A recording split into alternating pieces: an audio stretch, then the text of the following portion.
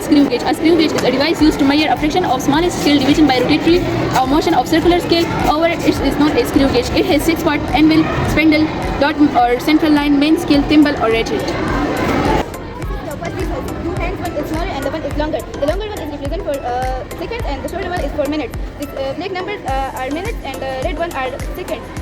These hands has circular scale and it is used to measure time and. This is meter rule. A meter rule is a length measuring instrument. It is commonly used in laboratories to measure length and object distance between 2 points. It is 1 meter long, which is equal to 100 centimeter. Each centimeter is divided in 10 small divisions called millimeter. It's a vernier caliper, a device used to measure a fraction of smallest scale division by sliding another scale, where it is called vernier caliper.